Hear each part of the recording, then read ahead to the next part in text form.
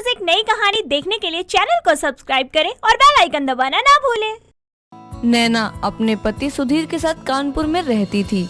वो अपने पति सुधीर से बहुत प्यार करती थी, उस पर बहुत विश्वास करती थी। लेकिन सुधीर एक बहुत ही लालची आदमी था, जिसने केवल पैसे के लिए ही नैना से शादी की थी, क्योंकि नैना एक बहुत ही अमीर घर की लड़की थी, जिसका फायदा उठाकर वो हमेशा कोई ना कोई बहाना करके उससे पैसे ले लिया करता था। ऐसे ही एक दिन सुबह के समय सुधीर ऑफिस जाने के लिए तैयार होकर नाश्ता करने के लिए नीचे आकर चुपचाप डाइनिंग टेबल पर बैठ जाता है। तभी नैना कहती है, क्या बात है सुधीर जी, आप बहुत परेशान लग रहे हैं। आज ना कोई गुड मॉर्निंग विश किया, ना ही कुछ बोला। कोई बात है तो बताइए मुझे। नहीं, कोई बात नहीं, मैं ठीक हूँ, तुम्हें परेशान होने की जरूरत नहीं है। आप ऐसे क्यों बोल रहे हैं? आप तो जानते हैं ना, मैं आपको परेशान नहीं देख सकती। जानता हूँ बेबी, तभी तो नाटक कर रहा हूँ ताकि मेरा काम हो जाए। जानता हूँ, लेकिन जब कोई बात होगी तभी तो बोलूँगा ना। बात तो जरूर है, वरना आप तो मॉर्निंग में मुझे कितने प्यार से गले लगाकर स्माइल करके गुड मॉर्निंग विश करते हैं। आज तो कुछ ऐसा नहीं किया। इसका मतलब तो यही है ना कि आप परेशान हैं। जल्दी बताइए अब क्या बात है। सच में यार, मुझे तुमसे अच्छा कोई नहीं समझ सकता। हाँ यार, मुझे पैसों की थोड़ी ज़रूरत है और वो सैलरी भी अभी नहीं मिली है। मुझे लोन का अमाउंट पे करना है। बैंक वालों का कॉल आया था कल। बस इतनी सी बात है, आप इसके लिए परेशान हो रहे हैं? तुम्हें ये छोटी सी बात लग रही है? ये बात मेरी इज्जत की है। अगर अमाउंट सही टाइम पर पे नहीं किया तो बैंक वाले हमें हमारे घर से निकाल देंगे। ऐसा कुछ नहीं होगा। मेरे होते आपकी इतनी इंसल्ट नहीं होगी, और अब आपको हर महीने लोन अमाउंट की चिंता करने की कोई जरूरत नहीं है। मैं कुछ समझा नहीं, तुम क्या कहना चाहती हो? मतलब ये कि आप सारा का सारा लोन अमाउंट एक साथ पे कर देंगे और हर महीने की टेंशन खत्म। लेकिन मैडम, इतने पैसे नहीं है मेरे पास जो मैं इतना बड़ा अमाउंट एक बार में पे कर सकूं। आप यहीं रुकिए, मैं अभी आती हूँ। नैना इतना कहकर अपने कमरे में जाकर ब्लैंक चेक लेकर सुधीर के पास आती है और उस पर साइन करके उसे देती हुई कहती है, मैं सब कुछ देख सकती हूँ, लेकिन आपको परेशान या दुखी नहीं देख सकती हूँ। ये लीजिए ब्लैंक चेक, जितना लोन अमाउंट हो आप भर के पे कर दीजिए। हो गई ना हर महीने की टेंशन खत्म एक बार में ही। नहीं यार, मैं नहीं ले सकता पैसे, वरना तुम्हारे घर वाले कहेंगे तुम्हारा पति कितना लालची है और उनके सामने मेरी इंसल्ट हो जाएगी। आपको ऐसा लगता है कि मैं अपने घर वालों के सामने आपकी इंसल्ट होने दूंगी? मेरे लिए आपकी इज्जत सबसे ऊपर है। ये सारे पैसे मेरे हैं, जिनके बारे में मेरे घर वालों को नहीं पता है। इसका मतलब मैं जितना चाहूँ उतने पैसे निकाल सकता हूँ। सच में मेरी बीवी भले ही इतनी सुंदर ना हो, लेकिन एटीएम मशीन जरूर है। मैं बता नहीं सकता यार, तुमने मेरी कितनी बड़ी प्रॉब्लम हल कर दी है। इसी बात पर स्माइल कर दीजिए और नाश्ता कर लीजिए। कुछ समय बाद नैना और सुधीर एक साथ बैठकर नाश्ता करते हैं, जिसके बाद सुधीर अपने ऑफिस के लिए निकल जाता है और नैना भी अपने घर के कामों में लग जाती है। ऐसे ही कुछ समय बीतता है और सुधीर अपने लालच के चलते आए दिन कोई न कोई बहाना करके नैना से पैसे निकलवा लिया करता था, और इसी बात से अनजान कि उसका पति सिर्फ एक लालची आदमी है, वो हर बार उसे पैसे दे दिया करती है। ऐसे ही एक दिन शाम के समय नैना हॉल में बैठकर फोन चला रही होती है। तभी सुधीर ऑफिस से घर आता है और सोफे पर बैठ जाता है। तभी नैना कहती है, काफी थके हुए लग रहे हैं, ऑफिस में ज्यादा काम था क्या?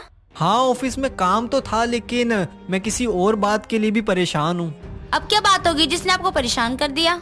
अरे तुम मेरे दोस्त संजय को तो जानती हो ना, उसकी वाइफ की तबीयत बहुत खराब है, शायद बचे भी ना, इसलिए अब उसके घर वाले उसके इलाज करवाने के लिए पैसे भी नहीं दे रहे हैं। क्यों ऐसा क्यों कर रहे हैं वो लोग? डॉक्टर कुछ भी कहे, लेकिन जब तक इंसान के अंदर जान होती है लोग उसे बचाने की कोशिश करते हैं।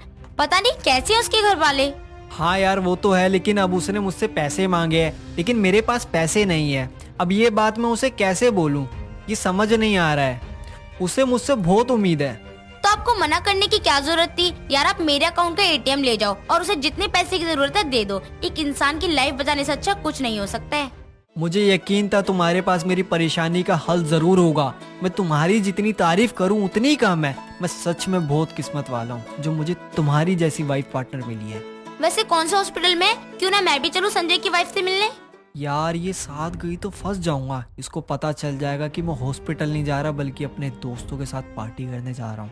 नहीं यार, अभी अगर मैं पैसों के साथ तुम्हें लेके जाऊंगा तो उसे अपनी इंसल्ट लगेगी। वो सोचेगा मैंने तुम्हें बता दिया। मैं फिर कभी मिलवा दूंगा। ठीक है, कोई बात नहीं।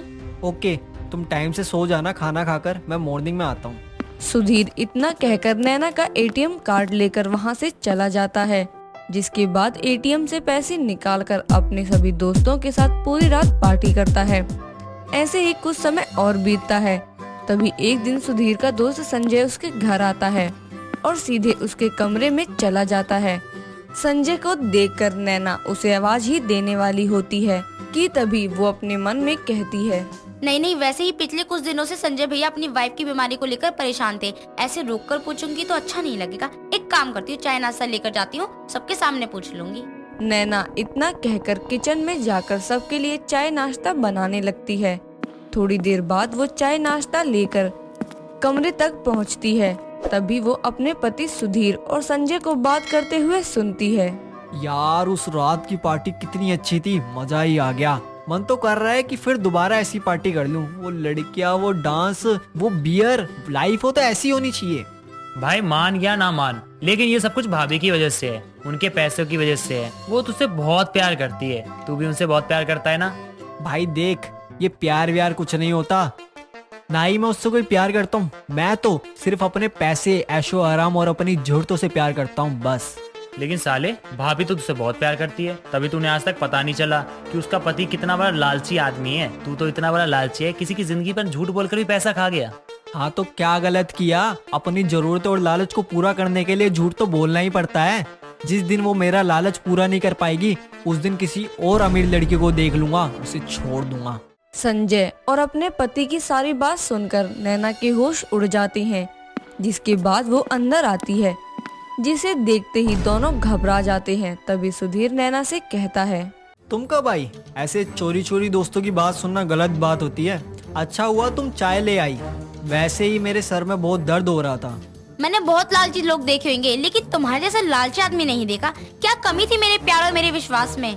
तुम ये सब क्या बोल रही हो? मैं तो बस मजाक कर रहा था, ऐसा कुछ नहीं है जैसा तुम समझ रही हो। हाँ भाभी, आप गलत समझ रही हैं। संजय भैया, सच्चा दोस्त वो होता है जो दोस्ती की गलती पर उसे समझाए, ना कि उसका साथ दे। और आप क्या कह रहे थे? जिस दिन पैसे नहीं दे पाऊंगी या उसकी जरूरत नहीं पूरा कर पाऊंगी तो आप किसी और लड़की को फंसा लेंगे। वो सब मजाक था यार, मैं तुमसे बहुत प्यार करता हूँ, वो सब तो ऐसे ही बोल रहा था। आज मुझे पता चला कि मेरा पति कितना बड़ा लालची इंसान है और मैं तुम जैसे लालची पति के साथ नहीं रह सकती हूँ। यार ऐसा मत करो, मैं तुम्हारे बिना नहीं रह सकता, मुझे माफ कर दो, मुझसे गलती ये हो गई, आगे से कभी शिकायत का मौका नहीं दूंगा।